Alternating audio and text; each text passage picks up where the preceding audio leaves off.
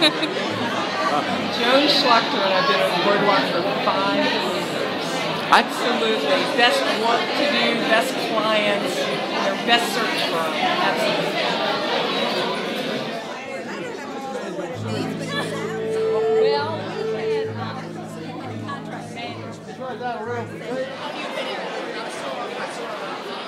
Sam is one. I live in Atlanta. It means my job.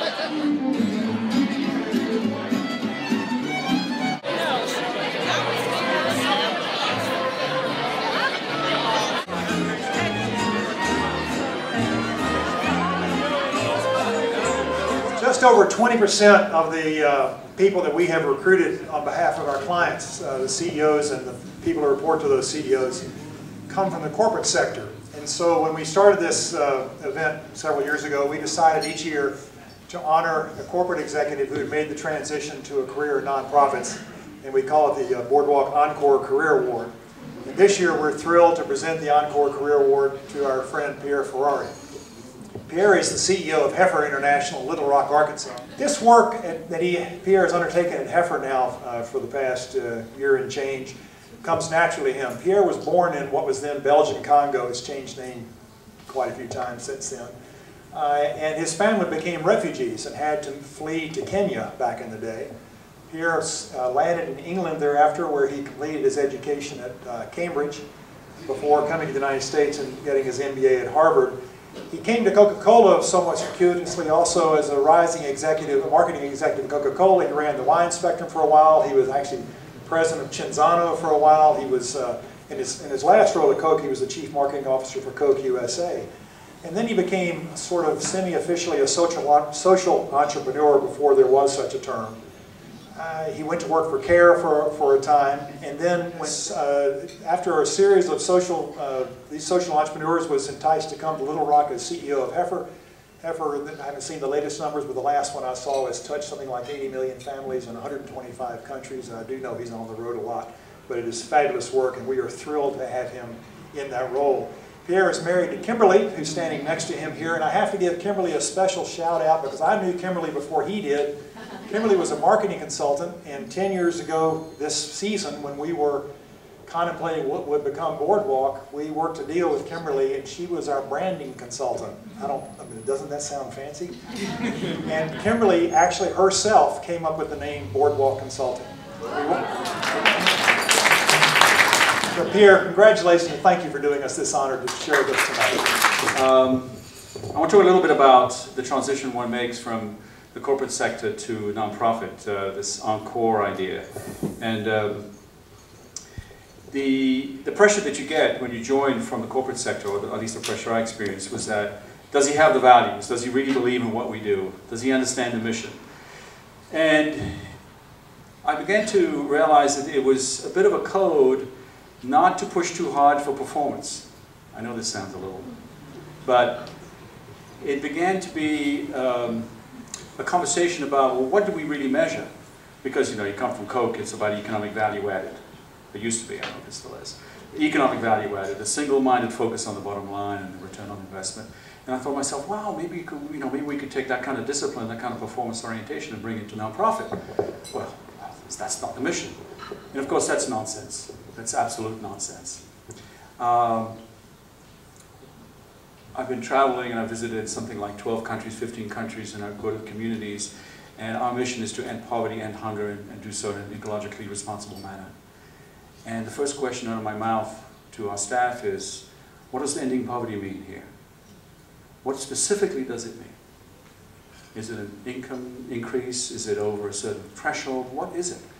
And in the development, and I'm not going to generalize, but in many development organizations, there's no specificity. It is, we'll do good. That's not enough. And so now, we have at Heifer implemented a set of 7 measures against which we measure everything that we do. If we don't meet those 7 measures within the project lifecycle or some kind of horizon that's clear, we don't spend the money. And we go back to donors and say, this is what you're investing in. This is what you've, by investing, by spending, by donating to Heifer, to end poverty and hunger, this is what's going to get accomplished by this date with this many people. And it has changed everything. It is absolutely no violation of the values. The orientation towards performance, the orientation towards hard work, and actually making every action pay towards the ending of hunger and poverty is working. And one of the steps that's being taken to make sure that we do this in an incredibly efficient way, and this is another issue which I have and continue to have with the nonprofit sector, is that it's too scattered. The scale of the projects, of the activities are too small. There's lots of conversation about scaling up. Very few people are doing it. We're doing it. We're going to scale up from an average of about 150, 120 families. And I said to the team, the programmatic people in 40-odd countries, we need to scale up. The fixed costs in the program area are killing us. None of the money is reaching the folks that need the help. It's all being swallowed up by salaries, all being swallowed up by rent, by transportation, by trucks, everything but the work that needs to be done with the recipients. And what do? I mean, very standard business principle. You've got to scale up. You've got to reduce the proportion of overhead to the work that needs to be done. So the field, our folks who do the work day in, day out in the most difficult conditions, instead of sending us projects that deal with about 120 families, are not sending projects with 5,000 families, 20,000 families. They've discovered what scale means. And the multiplier effect, in terms of impact, with the same resources, we probably can reach 4 times the number of people. That's the power of scaling up. And it's happening. I have not done it yet. We haven't done it yet. We're in the process of implementing it. And we're going to be publishing all of this information in a very transparent manner to see whether or not we can shift the paradigm, the approach with which programmatic work is done. So that's my message. And the transition from corporate to nonprofit, I encourage all those folks who are in the corporate world to do it. You're going to be very welcome. And there's a need for that kind of performance, that kind of discipline, and results orientation. So thank you. Hello there, I'm Margaret Reiser, and I am pleased to be celebrating my 10th year on the Boardwalk. So very happy that you all are here tonight. And I wanted to tell you that in addition to the quilts tonight, we wanted to make another small gift to Joanna and Pierre. From our experience, we believe that board leadership is one of the most critical factors to nonprofits. And each year we provide scholarships to the Harvard Business School's Governing for Nonprofit Excellence. And this year, Pierre and Joanna are going to have the opportunity to pick a nonprofit that they care about a lot, and one of their leaders will go to this class at Harvard. So, yeah.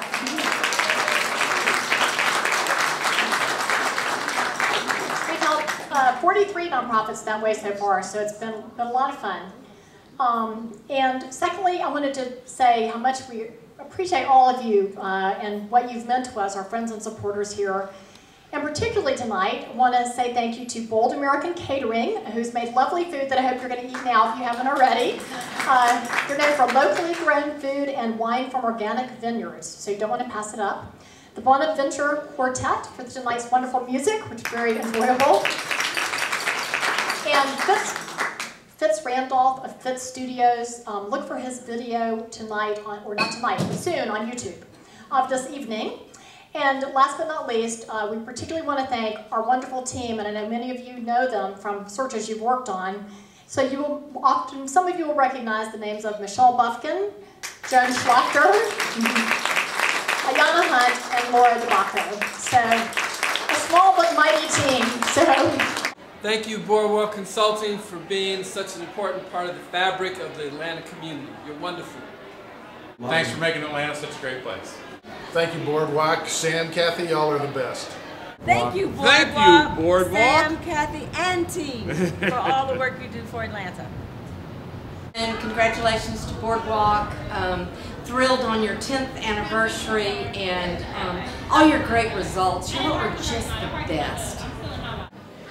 Sam, you should be remarkably proud of a decade of real contribution to our community, both locally and nationally. I've known you for a long time. I knew you'd get there, and I really thank you, not only for your contribution, but also for a wonderful evening. And fun to run on the Boardwalk. You helped me get hired. Boardwalk, thank you so very much. Thank you to Boardwalk, Margaret and Sam in particular. known them from the beginning. They've done great work. I'm on one of their boards, so appreciate everything they've done. Thank you, Boardwalk. Yes. Thank you, Boardwalk. Congratulations, Sam. 10 years is a huge milestone, and I know the trials and tribulations that led to the success today, and you have done a great job for us at Heifer, and will continue to do a great job for us at Heifer. So we love you. Thank you for everything. Keep it up.